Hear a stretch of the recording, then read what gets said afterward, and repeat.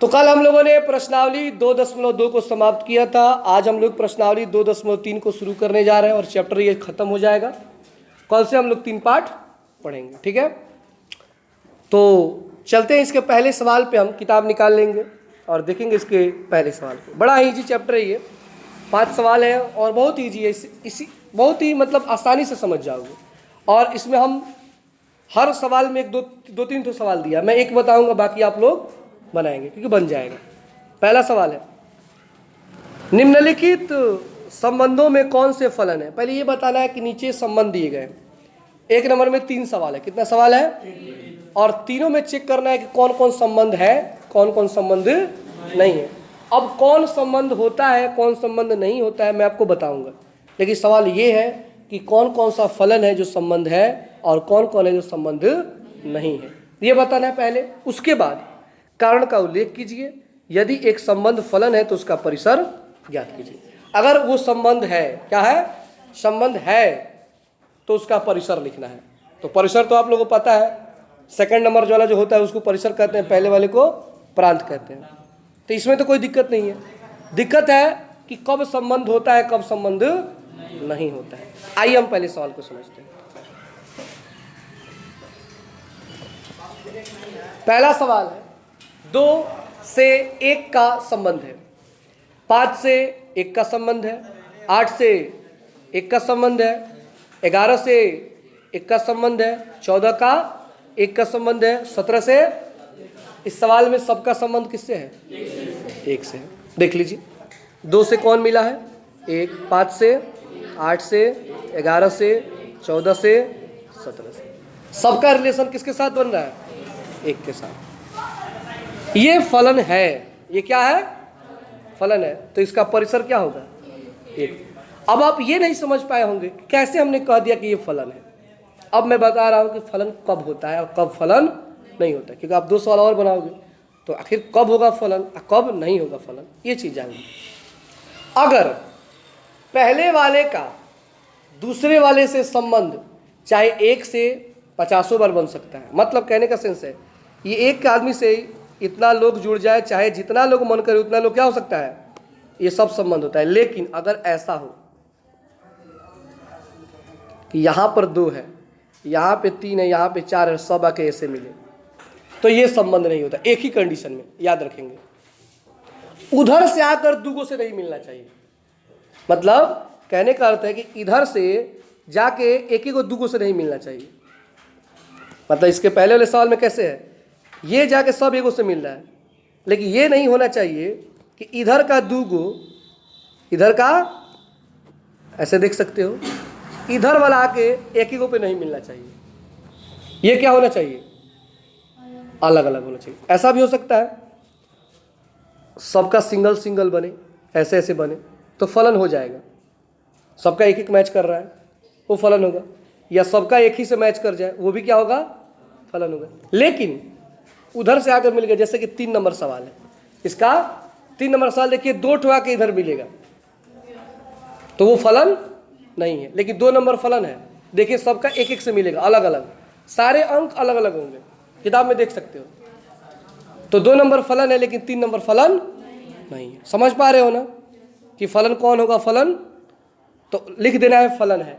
अब परिसर तो पता ही है, साइड वाला परिसर हो जाता है। इसको हम लोग क्या बोलते हैं? परिसर बोलते हैं। इधर जो भी अंक होता है उसको क्या बोलते हैं? तो इसमें कोई दिक्कत, एक ही बार उतार लीजिएगा, समझा देते हैं। इजी सवाल है इसमें। इसका 2 नंबर सवाल है,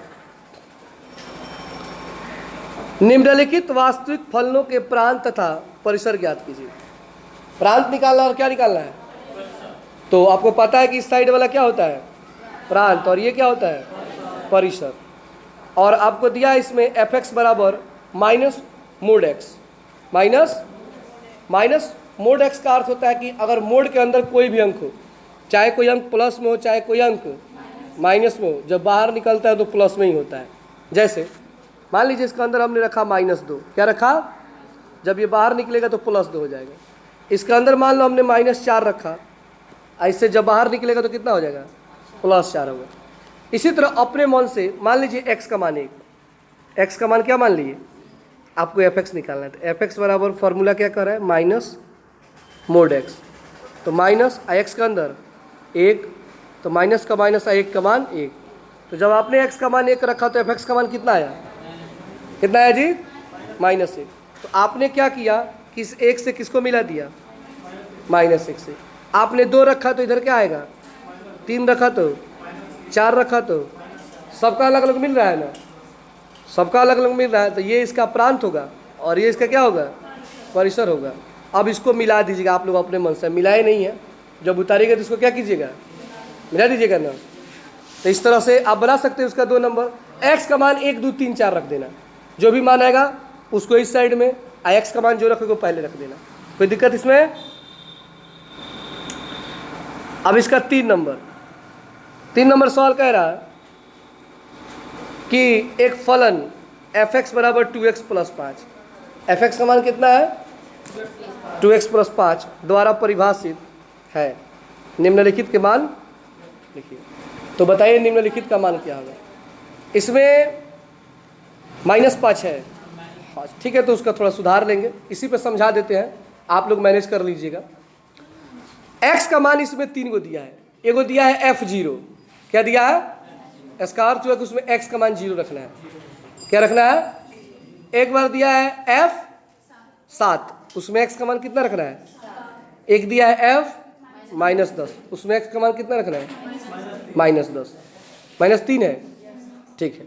तब f0 पर बना देते हैं, f0 देख लीजिए यहाँ पे बना देते हैं, f0 तो समीकरण है 2x, तो 2 गुणे x की जगह +5, 2 में 0 से गुणा करेंगे प्लस, आप 0 में 5 जोड़ेंगे, सॉरी यहाँ पे माइनस है शायद, सवाल में क्या है, तो यहाँ पे केवल क्या कीजिएगा, तो यहाँ पे माइनस कर देंगे, यहाँ पे प्लस मिस्टेक्स हो गया है, ठीक है ना, तो माइनस कर सकते हो ना।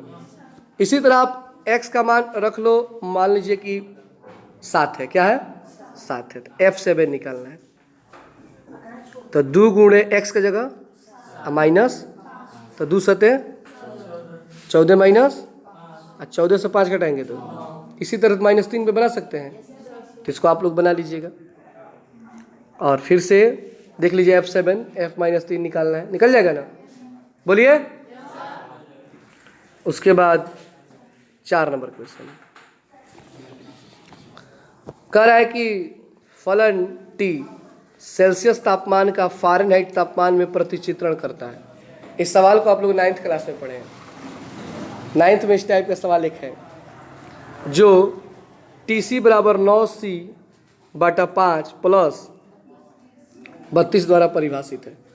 एक मतलब फार्मूला दिया है, निम्नलिखित को ज्ञात कीजिए, जिसमें कह रहा है पहले निकालना है T0, क्या निकालना है, T0 का अर्थ हुआ कि C का मान 0, C का मान TC क्या है, देख लो यहाँ पे किसका मान है, तो ये CA का मान होगा, तो जहाँ पे C होगा वहाँ पे क्या रख देंगे, 0 रख देंगे। चलिए इस पे रख के चेक कर लेते हैं। T0 निकालना है, तो TC बराबर इतना दिया हुआ है, किताब में दिया है ना। अब यहाँ पे देख लीजिए, T का T और C का मान 9 का बीच में अपने मन से गुणा लगा दिए, 80 का मान कितना बटा में प्लस 9 में 0 से गुणा होगा तो बटा में प्लस 32, 5 से 0 में भाग देंगे तो क्या आएगा, किसी भी संख्या में 0 में भाग दे दीजिएगा तो क्या हो जाएगा, अब 32, 0 में 32 जोड़ेंगे तो T0 का मान कितना आ गया।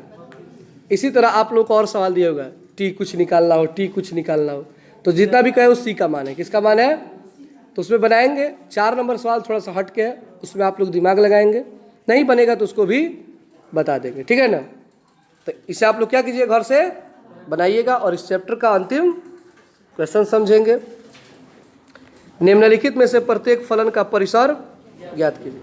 आपके पास f(x) का मान दे रहा है, किसका मान दे रहा है, और आप अपने मन से x का मान कुछ भी मान लो, 1 2 3 4 20 50 100 जय को मानना है तो को मान लो। चलिए हम 1 2 3 मान लेते हैं, कोई दिक्कत उससे। मान लेते हैं कि ये f(x) का मान है और x का मान हमने क्या मान लिया, तो 2 का 2 माइनस का माइनस 3 का 3 और x का जगह तो 3 एकम और 2 से 3 का भी घटेगा तो क्या आएगा। तो जब हमने x का मान 1 रखा तो इसका मान कितना आ गया, उसके बाद 2 रखेंगे, क्या रखेंगे? तो 2 रखेंगे तो 2 2 एक्स की जगह 2 तो 3 दूना, 2 से 6 घटाएंगे तो -4। अब 3 रख देते हैं तो 3 तरीका 2 से 9 जाएगा, तो इसी तरह 4 रख लो, 5 रख लो, जय को मन करे तय को, और रख के मान निकाल के इसका क्या निकालना है? प्रांत और परिसर। तो आपने जब x का मान 1 रखा तो उसका मान कितना आया? -1। जब आपने x का मान 2 रखा तो उसका मान कितना आया? 3 रखा तो सबको मिला देंगे और ऐसे कर दीजिएगा, ठीक है ना? ये पूरा गोल गोल बनाया जाता है। तो इसमें प्रांत ये हो जाएगा और ये क्या हो जाएगा, लेकिन आपको केवल क्या निकालना है? परिसर। सवाल में क्या कह रहा है? केवल परिसर निकालना। तो परिसर क्या होगा? -1 -4 -7। तो इस प्रकार आप चैप्टर को बना सकते हो। जो भी सवाल हमने छोड़ा उसको बना के लाएंगे, जो सवाल नहीं बनेगा उसको हम पुनः बता देंगे। और चलिए इसको उतार लीजिए। सबसे पहले चैप्टर का नाम लिख लीजिए।